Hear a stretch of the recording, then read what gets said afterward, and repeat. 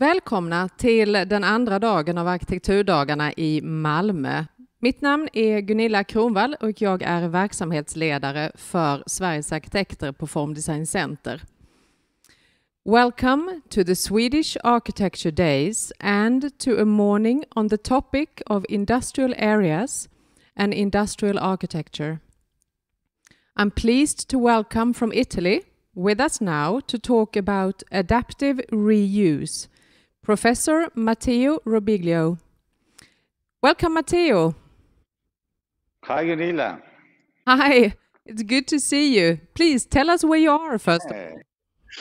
Well, I'm in a factory. In a might sound weird to use Swedish friends, but this is a 19th century wine factory in San Vito dei Normanni, so in southern Italy, in Puglia, really in the most southern part of our country. And this is buildings like this are spread in all municipalities, and they are were the backbone in the second part of the 19th century of the industrialization of the food production and wine production in this region that made the wealth actually of this region, and it's still making it. This failed about 30 years ago. It remained abandoned, maybe even for 40. It remained abandoned, and fortunately, a very wise mayor decided to turn it into a platform of social economy. So now we can have a small walk, a short walk, and you can see that there is a music academy, for instance, which is here in the back, as you can see. There are gyms, a yoga center, a dance center. There is a laboratory that works on furniture. I don't go too far because I'm afraid to miss. And there is the meeting room where they meet. It's called the Drop, and it will be the background of our conversation, because this building embodies. When I discovered that due to COVID we could not meet in person, we said, okay, let's find a place here where I am at the moment that embodies the theme of our conversation. This is a case of adaptive reuse. It's fantastic, Matteo. I really look forward to your talk. Okay, so let's start. We will be discussing today the strategy of adaptive reuse and the architecture that comes from these strategies when we cope with the legacy of our industrial past. It's a story that unifies most of the northern countries of Europe, of North America, but growingly South America and China are joining the conversation. Even in South Africa, we can find very brilliant examples of adaptive reuse. Wherever you have an industrial legacy, you have these processes of adaptive reuse. We will try to understand how they work, what consequences this has on architecture, and what architects can bring to these processes. First, the whole story is contained. It's already contained. Is it working? Yes. Okay, here we are. It's contained in a book that I published 3 years ago, and that you can find on the web with a Berlin editor, which is the result of a fellowship in the States, studying exactly these kinds of processes that started in the States before that they started in Europe. So basically, what are we talking about? The main line, and it could resume the whole conversation in this line, is that probably for the last 2 centuries, the main problem of the architect was to build something new. So there is a place and you have to build a new architecture. Well, I think, and I will try to convince you that more and more our issue will be to insert architecture within an already existing frame. And this is a completely different problem. By the way, this is no novelty to any one of us. This is a page of 1 year ago in The Guardian that made a selection and says, oh, Tate Modern is the building of the century. And it's the mother of all loft conversion. So it's an industrial building that is repurposed for cultural use. It is not bottom up like this one, it's top down. It's not small budget, it's big budget. But nevertheless, it is interesting that in the 20s of this century, we look at an existing architecture with introduction of new ingredients as the example that embodies our century. Nobody in 1920 would have understood this line. It would have been completely unbelievable that we would be dealing with this. Second most important thing, a line 1961 by Jane Jacobs, who was very aware of what we're talking about, is new ideas must use old building. And this is a step forward. So not simply we love this building, but for some reason, and we'll try to see, this building seem to be particularly adapted to be incubators of new ideas. And there are many reasons why this happens. And this was already understood by Jane Jacobs in 1961. This line is from the book, a book about urban economics, not from the famous Death and Life of Great American Cities. So what is adaptation? Well, adaptive reuse is a process, is already something different. It's not necessarily a project, and is a reminder to me of a good relationship between architecture and society. Sometimes we think that innovation comes from formal processes, from technical prowess, from individual creativity. Adaptive reuse experiences tell another story in which innovation is a slow collective process incrementally growing. So our herald is somehow the hermit crab, and we see a small drawing in the corner. So somebody who in fact squats, and squatters are good practitioners of adaptive reuse. Sometimes they have been the first ones to practice this art. The hermit crab is a good herald of this. Adaptive reuse basically we can define it as the process of reusing an existing site or building or infrastructure that has lost its function. So there is a loss that is very important. It was designed for, and we break with this also with functionalism. So the line that we have to design for the use, no, there is no use. This has been designed to be a wine factory, and now is a social platform. By adapting it to new requirements and uses with minimal yet transformational means. So we use some chalk paints, but nevertheless we build the drop. So there is something that can embody transformation, and not simply is a second-hand process in the making. I lost the slides somehow. Thank you. The definition of adaptation is also very interesting, because somehow links a cultural act with the natural way things evolve in nature. I will not expand on this, but there is a strong discussion, and I will quote a beautiful piece of 1984 by Stephen Jay Gould about adaptation, exaptation. What is the relevant in this debate in ecology and evolutionary sciences to architects is that somehow adaptation is made possible by some excess. This space is too big for its function. If we have to build a social center, we probably wouldn't build 8 meters tall vault, but it's exactly this excess that came from the necessities of industrial production, in this case food production, that allows to make this kind of architecture that is multiple layers, accept inside objects, and proposes spatial arrangements we otherwise would not be able to practice.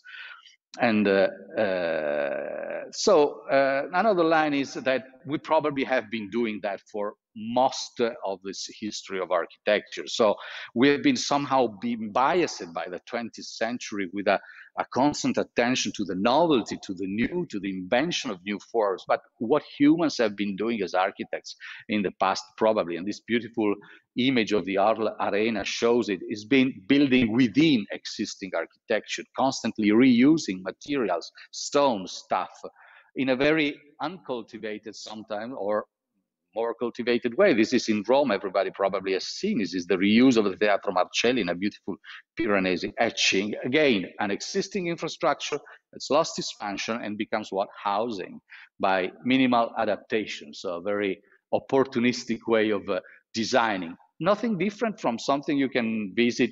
It's just one of the examples. It's undesigned architectures. So there is nobody that has signed this. This is NSDM. It's just outside on the other side of the eye of the central station in Amsterdam. And it's one of the most interesting venues, cultural venues in Amsterdam at the moment. If it's survived coronavirus, I hope so. I've not been visiting it this year. But what is interesting, again, that NDSM has been completely changing the real estate landscape. So we have not only innovation, not only conservation, but also the invention of a new economy at all scales. In that case, is NDSM is kind of a cultural platform like this one. And around, it's been a whole process of remaking the other side of the eye when a big development project of the 90s failed. Let's continue the story. If we go on the other side of the Atlantic, something very similar. These are the cases that come from my book. It's happened in Detroit, where somebody bought a former plant. It was an auto plant, the Russell factory, making car components, and it was sold in about 10 years ago. It's something like 200,000 square meters. It's been sold for $400,000, so cheaper than agricultural land. But exactly this loss of economic value has made possible the occupation by it's a for-profit project running it, but it's adapting space to all possible uses, from residential to cultural production, filmmaking, craftsman workshops, and all that you can imagine, startups and newcos. And this is made possible because there is a solid infrastructure that you can easily reuse and adapt. This is probably why new ideas adapted to existing structure. It's a completely unscholared way of treating the past. I realize it makes me not so welcome in the restoration community, but if you go back to the history of conservation, you see that for centuries we've been taking pieces and putting pieces within existing building, destroying a lot, but also keeping a lot. Then in 1527, Raffaello Sanzio writes a letter to the Pope and say, no, let's stop. We don't do that anymore. We have to be more correct. We have to take measurements. There are styles, things that have been made properly. And we became scholars in restoration. Then came Viollet-le-Duc. And that was the result. We remake things in an ideal image like we supposed they were. Viollet-le-Duc was very aware that this was a cultural falsification, and he said, this is what we have to do to pursue the ideal state of architecture. He says expressly, a state that might have never existed in reality. But this has led to a very scholar approach to conservation that is now contested by a movement in the field, which is called counter-conservation, that is trying to raise questions about the typical UNESCO approach to heritage and to promote more interesting approaches to this theme. It's an old story. This line is by William Morris, 1882, and he says, "Oh, I oppose the so-called restoration because I love art and I love history, but it's living art and living history." And that's a line that I think we can still have in mind as a kind of vaccine against the excesses of what the French call the patrimonialisation, or heritage making, the whole heritage production. Let's go ahead. What is the tale of adaptive reuse? We will make this very round. This guy, let me introduce you, Robert Rauschenberg. We are in New York, 1953. He came back from his tour in Europe and North Africa, and as he writes in his diaries, he found a loft. I found a loft in New York. New York is still a manufacturing city. It is up to 1980, New York, or 1975, is the fourth most important manufacturing city in the States, and most of it happens in Manhattan. It was related to the docks. It was textile mills. They tried to close, and artists like Rauschenberg used them on loft. A beautiful story that Sharon Zook has been reconstructing brilliantly. He finds a loft, or more invents a loft. This is a picture. What is a loft? A loft is a place, and you don't have a specific function. It can be one night an art venue or a gallery, or it can be the place where you sleep, as this image shows. The person that led this to the extreme is Andy Warhol, living in the factory. Again, a guy coming from outside, taking cheap space, needing cheap space for art production, tried to make action painting in a small atelier, and you will see that it's impossible. That's why you need an industrial building. And what do you use of the industrial building? You use its bare physical assets, something we architects understand very well.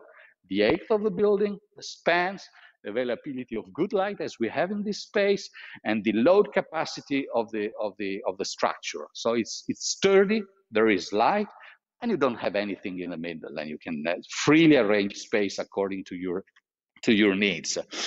And this, here we meet again is Jane Jacobs, advocating against the demolition exactly of those buildings already in the 60s, and putting forward against Robert Moses the conservation of Soho and other districts that were used, the former industrial district that were trying to to become empty. What is interesting is that at a certain moment, but in a few years, this becomes kind of goes from an illegal movement. So when Rauschenberg goes into his loft, it's illegal. It's non-compliant to zoning, and it's substandard living. I use legal terms from the American building codes. It's substandard and non-compliant. We have it in our regulation, but it becomes very rapidly legalized, and you can go to the mayor or to the municipality and declare, I am an artist. I never produced anything, but I am an artist. Therefore, I can live in a loft. And most important, there is an application form that you can introduce to the municipality, even if you're a lawyer, you don't mind, or an architect, and then it becomes a product. This is one of the first projects in which a building is purposely transformed into loft. This is by Richard Mayer. So imagine, my opinion is the most interesting project by Richard Mayer, very early, it's the early 70s. It takes this housing, it's very near to the High Line, and makes this artist housing in New York in an existing factory, transformed by purpose into loft. So we go from squat to formal market. So what is the process? The process is Bobby Rauschenberg finds a loft. He lives happily in the loft. At the end, he's expulsed from the loft because the prices, when it goes into the formal market, become so high that you have to kick it off. But that's no sad story, because as any young artist know, you are the placemaker, and so you will find places in other parts of the city. It's a process that Kees Christiansen in his beautiful book, City as a Loft, has been studied thoroughly. You can create the same situation elsewhere. This process of production of wealth through culture has never been properly, happens always, but has never been properly organized. This is the only weak point in the theme of placemaking. Why do we love this kind of places? Well, also because this kind of places corresponded to some of the most important ideas of modern architecture that were, we know, drawn from industrial architecture. So we're closing kind of a circle.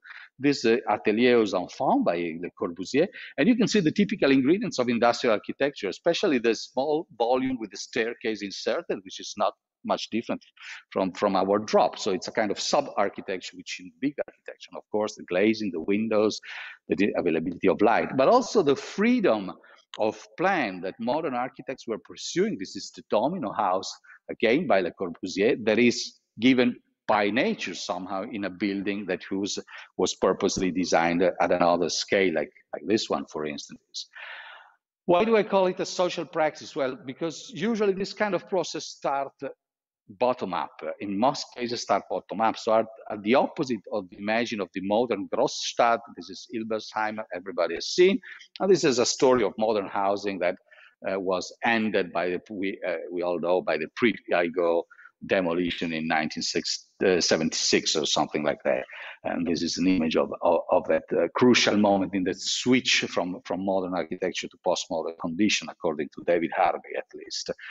But this issue of who produces what was already there in the 1503 Congress of CHIAM in Otterlo, when Aldo van Eyck proposed this shift of architecture by us, for us, with this beautiful image of the circle of the Amazonian tribal dance that was kind of embodying the ideal of commuting and making it visible. So on one side architecture, on the other side community. And it was in the Paris Situationist. And it's interesting, we all we know, I think everybody knows Guy Debord, but not all of us know that one of the concrete actions that the Situationists were making in Paris, and that's the reason why they were making the walls, their derive in the city, they were making it because they were opposing to real estate projects that were raising entire parts of Paris, and those parts were mostly the parts of the workshop, the small factories, and the workers' housing and neighborhoods. So this again was advocating, like Jane Jacobs, reuse against demolition and reconstruction. London in the 70s, the Squatter's Handbook, the squatting becomes a practice, a cultural practice. The Clash, to quote a famous punk group, was born in a squat, and squatters were not only producing knowledge on that, but we're actively transforming the existing housing infrastructure in that case for living and producing music.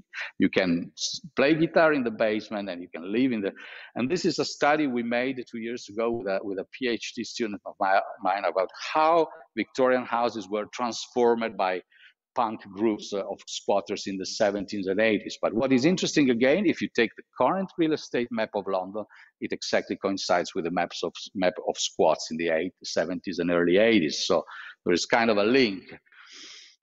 Another bottom-up ideal that joins architecture and somehow also architecture that then becomes also the structural matrix of this insertion within industrial building is Buckminster Fuller and the hippies communities of California and Colorado. And this again embodies the most extreme experience of walking away and stepping away from formal architecture and formal planning process into the self-production of the city. It can be made possible by the availability of free ground, like in Colorado, or by the availability of abandoned building. Here we are in South Side of Chicago. This is a beautiful project of urban agriculture, farming, startups that is called The Plant, a kind of incubator, a place of innovation in working on making in Chicago cheap and fresh food available for all, which is not the case in most North American cities for economic and social and cultural issues. And what is interesting is this kind of movements often build their identity on the industrial past. These flowers are flowers, but they are also wheels of machines. So The Plant is join the urban farming movement, but don't forget that we come from an industrial past. And you find this identity making in all experience of adaptive reuse. This is a key ingredient. When we tear down a building, in spite of the fact that probably nobody works there anymore, we tear down also all the memories, the local memories, the personal memories, the community memories that were connected to this place. This is probably one of the reasons why you have complaints when this happens in city, in spite of the fact that in some cases nobody has been using those buildings maybe for years. And therefore, we don't have anymore this idea that we have the new city and the monuments. This scheme by Le Corbusier is always misunderstood as a kind of idea of raising, but look at properly, the Ile de la Cité, Notre Dame, all the monuments are properly kept in place. So again, there is an idea of conservation. It's not new over the old, but conserving extraordinary exemplary pieces while we are going for ordinary objects, like the ones artists, this is Robert Smithson, the Passaic walks, started to discover in the 70s when they stepped out. We saw Rauschenberg abandoning the art studio and going into the loft, and then we have Robert John that goes away from Robert Smithson, that goes away even from the studio and explores ordinary landscape. What is can be more ordinary than this kind of images of Passaic, and the whole image of cultural power of industrial architecture owes a lot to the new landscape photography movements and to all the making it into visual icons. These are the works of Bernard Hillebaker on the Belgian and German coal mines and industrial plants that play a seminal role in building the imagery of the factory as a place. How do we activate this potential, and how do we reconstruct place? Because you have properly understood, the story has been interrupted. This is one of the biggest buildings in the world. Is about 1 mile long. It is longer than Lingotto in Torino. It was the inspiration to the Lingotto in Torino. Is again a building in Detroit.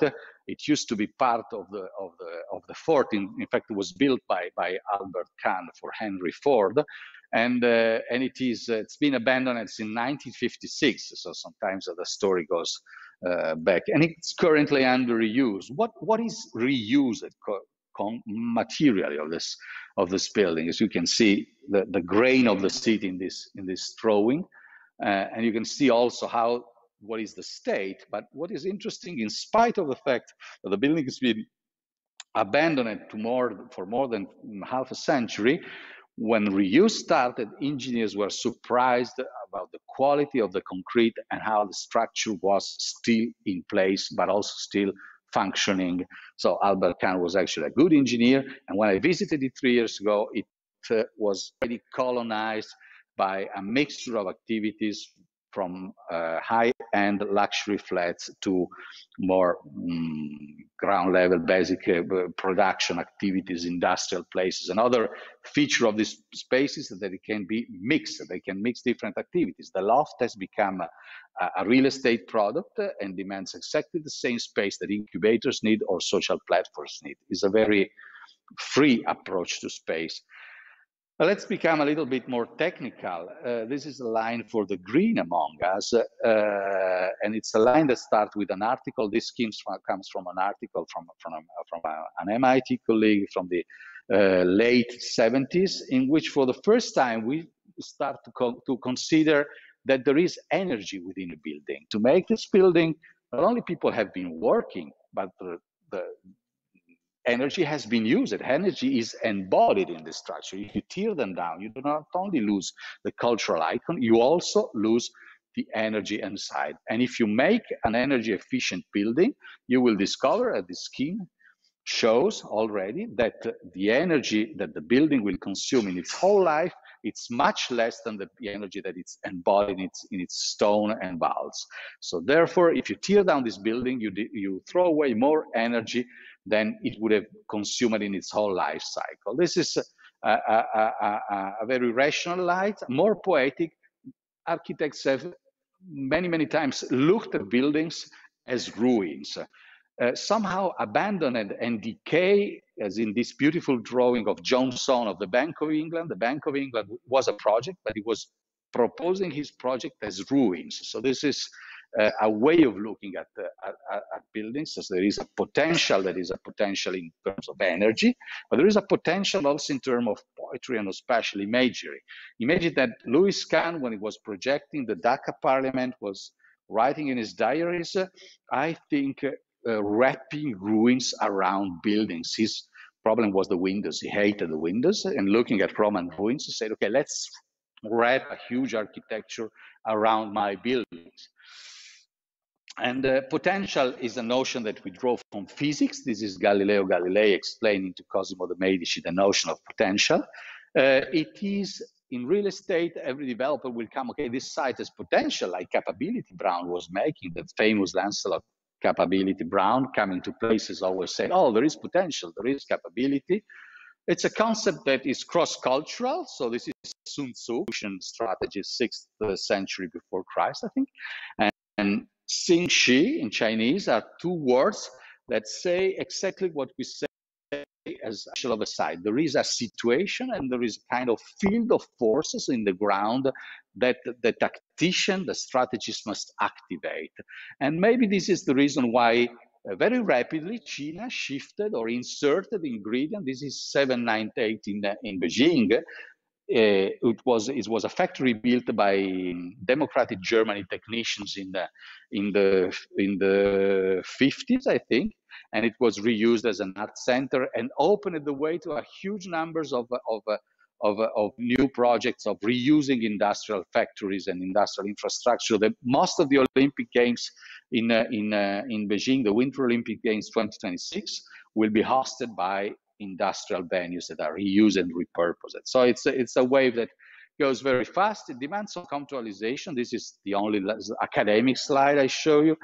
This is a work we are making with some PhDs of mine about rise into steps the existence of a building. But what is interesting is a graphic that goes the whole building, the red square uphill to the ruin, or even to when you have environmental liability to a negative potential. So first you have to walk up, climb up the line, and take away the dirty things that have been poured into the soil, and also define some design strategies that are recurrent, as you can see. So pre-structure, add infill, add elements, demolish, install, new addition. So we are trying to get into a more formal approach and to draw experience. But basically, from history colleagues, we have to say, let's step away from all the techniques of cleaning up the sites by digging everything and therefore also the existing architecture. We have to work on more adaptive technologies and of remediation, so that we can not only save money and not throw garbage on the other side of the switch, basically what you do in remediation, but keep it on site and remake it constantly adaptively within the process of making the building. So a case of this is very clear to remember the line about innovation. This is Pittsburgh, and these are the steel mills along the Monongahela River, and they were the very beautiful mills of the late 19th century. And when the university, Carnegie Mellon, decided to make the new innovation campus, they tore down everything and they built this kind of new banal architecture. What is innovation today? A very similar story on the Uagonli River, the other one that connects in Pittsburgh, and this was the Lawrence Steel Factory on the very same position as the other one in 2004, and this is what it is today. It's Carnegie Robotics, is made probably one of the most innovative firms in the US, in the world, on the themes of, it's a spearhead of robotics at world class. But what is interesting, those engineers, they wanted to be there. And by the way, no young inventor wants to be anymore in the innovation center I showed you before. They all want to be in places like that. And this is the external. So sometimes this is an extreme case in which you show that outside there is no architecture. It's a barn. It's kind of empty space, and it's just written Carnegie Robotics. That was probably the only thing they made to manifest their identity. They all worked inside of the building. Other possibility is using iconic architecture of industry as a scene, as a background, as how we are using Exfada at the moment. This in Bethlehem, the steel mills, and we have very good examples you already know, like in the Ruhr area, the skating, and this is my hometown, Torino. These were the former Fiat steel mills that were transformed by Peter Latz into a urban park. But what is interesting, by keeping the shed, the city acquired a new urban ingredient, a building that has no walls, it's just roof, is 400 meters long, is 50 meters span, and it can host huge techno raves, but also the need of new communities. And the end of Ramadan is celebrated yearly by the Muslim community of Torino in this place. And this is a picture I love very much, because it says a lot about the potential of this place, is also in being tolerant and incorporating into urban fabric new attitude and new lifestyles and new populations. The best case I can show you about using remediation to produce architecture is by OMA, and it's in the Prada Foundation in Milan. We all know the iconic gold tower, but not all of you probably know the history of the cave, a very poetic space underground. This space was not in the first project. It came because in that place they had to go down 12 meters to remediate a very heavy pollution that risked to go into the aquifer, and therefore they had to take away the ground. But this led then to this art project of making it into a artificial, hyper-natural cave. And this is the project in the whole, and the cave is exactly in the middle, is under the yellow building in the middle. So it's a mixture of adaptation, transformation, insertion, change, but also working on the soil. Adaptive reuse architecture. So here we are. So basically, we go from an idea of flexibility by arranging things within small space, kind of both architecture, that was the idea of flexibility of the 60s, to an idea of flexibility thanks to the excess of space. We have too much space for the program here, and this is fine. We love it. We can make a lot of arrangements inside. Second line, we mix things no longer by separating them into different places of the city, the industrial zoning, the residential neighborhood, but by making different programs within the same infrastructure. So basically, we use the building as an infrastructure.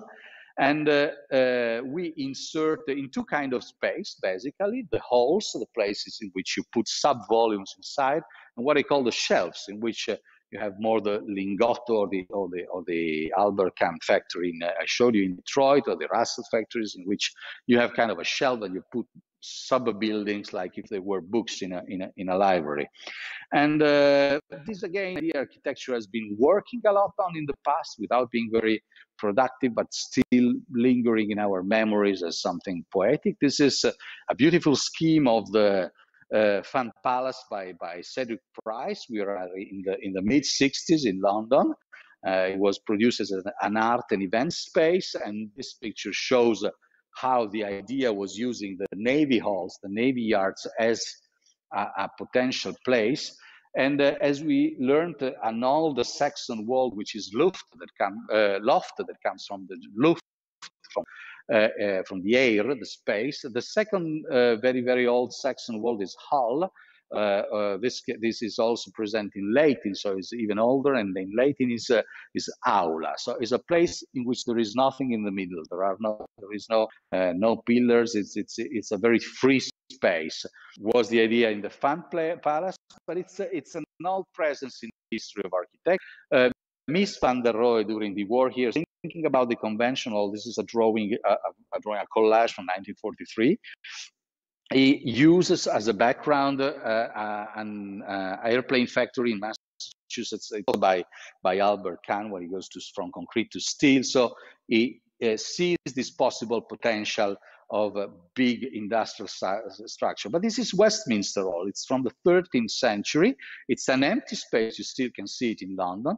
That every celebration, royal wedding, the funeral of Churchill, the open seating of the parliament, or the declaration of whatever, is made by putting inside a temporary architecture. So the vault is still the original one, restored, but inside the arrangement changes from time to time according to the needs. And this dialectic between a super architecture and an infra architecture was also the case in the Hallenkirche in Northern Europe, in which you had big space, but you had to adapt it to cult and to specific needs of praying or a specific congregation. You had sub-architecture, sometimes very, very abstract inside.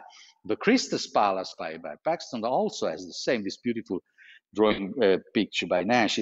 Shows it is a very neutral architecture, nearly, I would say, infrastructure, could be a bridge, and inside a fairy tale of possibilities in which we can also be very free to make experiments. Do you like this? Don't you like it? Okay, we can change it. It's not structural. It's not linked to the permanence of the building. It can accommodate.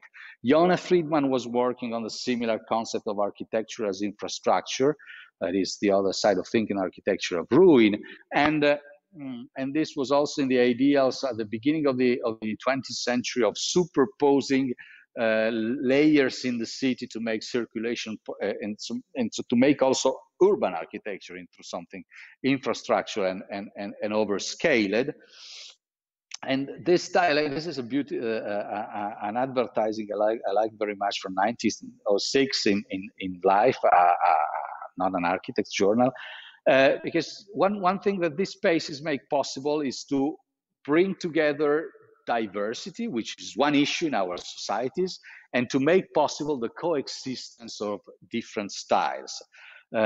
James Wines from Site Architecture in '82 was proposing a high-rise of homes as a concept for developers to cope with a problem we all have in our societies. How do we agree on something and disagree on something else? Do you like the Neo-Egyptian house, or you prefer the shingle style houses? No problem. We make an infrastructure, we multiply, we densify, and give you the freedom that usually we look for into single family houses. And by the old Corbusier was not innocent in this story. Both his Immeuble Villa and Surprise, the beautiful Algeri project, had the same idea. And if you look carefully inside this picture, you can see that the architecture at the infra scale, within the super scale of the infrastructure, is completely heterogeneous, includes Moresque style, includes house style, includes Bernard Middle in European style. So it's a kind of a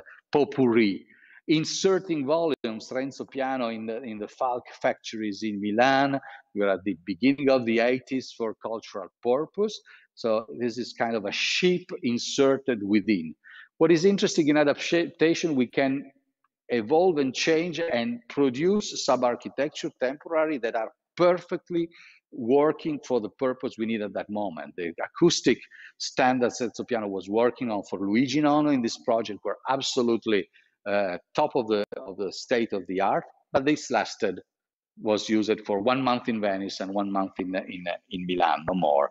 But it's an incredibly amazing structure, could have been reused. So this idea of inserting within another structure, also we all know the pod by Archigram. We know this form of image, but Heron was also producing this image of putting the pod not in a kind of lunar setting, which is quite natural, but within a Piranesi etching. So within what Louis Kahn and everybody would have called a ruin, but it's something very hyper-technological. So you can also concentrate in a place where you need it.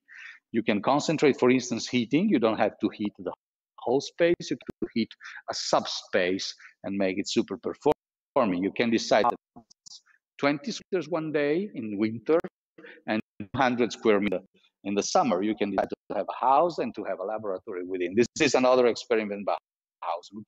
You go rapidly through the image. These sevens have been a very creative moment, but again, always doing that is in the State Museum in Amsterdam, and you look at it, the bed and the intimate part of it is a kind of sub room within the room. This is for basically not for heating the place, but it's also the same approach of finalizing perfect specific. And I lost somehow connection to OctoQ, but I'm very near to the end of it, so we can have it again. Maybe you can advance the Richard, you can advance them because my connection was lost. Okay, we are, yeah. As I told you, we were. So this is the idea of inserting architecture within architecture to make it tailored for specific issues.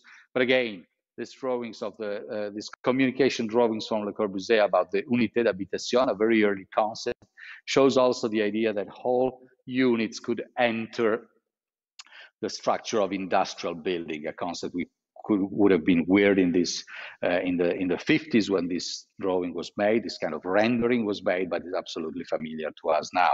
And a Burley economic line. Each year we produce maybe about 1% of what has been built before by previous centuries. So, and in declining demographies as we have, as Northern US, the United States have, the main goal of the arc in the future will be barely for economic and market reason, adaptively reuse the existing legacy, and among them, the legacies play a very important key role. So thank you for your attention.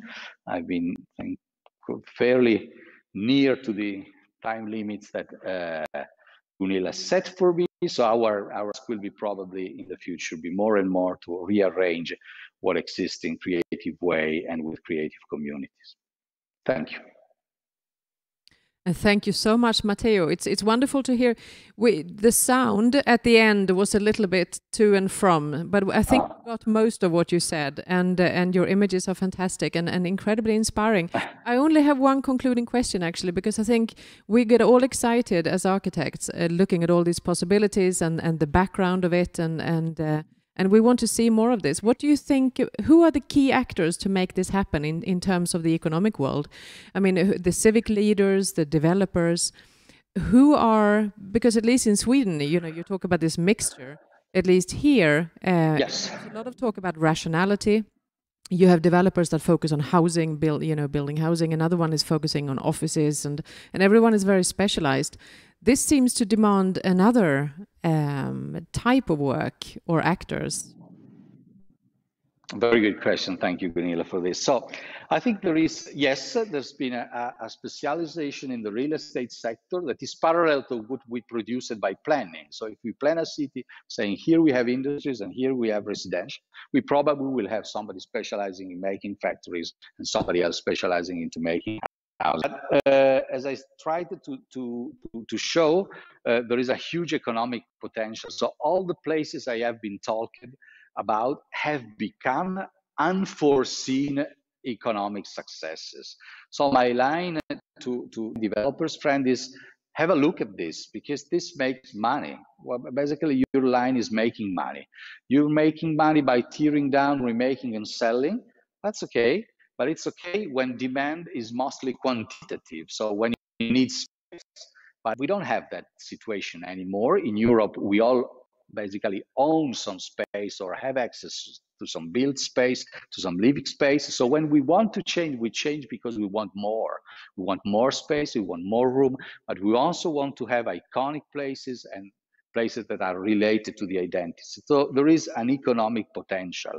And this is growingly convincing real estate actors. So it's when I started working on this, basically every developer said, okay, they obliged me to keep the chimney, let's keep it and raise the rest. Now the question sometimes goes, no, please, let's see whether we can keep most instead of raise most. Who are the key actors? So let's learn from this case. There is one key actor is the activity that at a certain moment ceases. This is a very delicate moment because buildings enter a very delicate ground in which economic values. It is only also a great chance, because when buildings are worth nothing, then you can make very, very low thresholds activities without having to pay the economic value of the place you're occupying. But then you have a good mayor. So yes, the public is very important. You have a mayor that say, okay, we don't raise it, we don't sell it to developers, we make it into a social platform. So you need a kind of decision. Placemaking and city making is always a public process, in spite of the fact that many are thinking about the Schumacher discourse about privatizing Hyde Park some years ago. That was very provocative, but somehow was also completely out of the line. And not because I'm against this approach, but because it doesn't work like this. In cities, the public sets the rules, makes the rules. So you have public.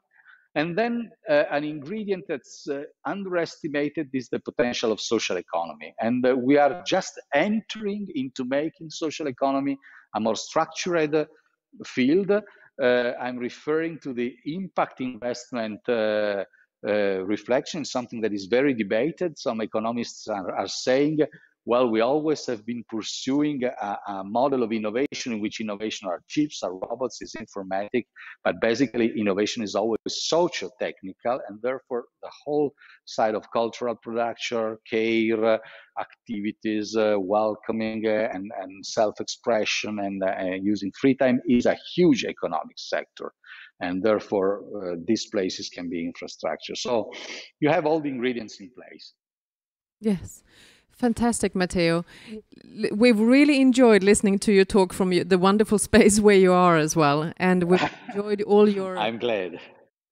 It's great to see. Thank you so much for being with us. And thank you all. I only regret that I'm not with you and I don't see my public, but I will. I am with you as we can now in this moment. So fantastic. Thank you, Matteo.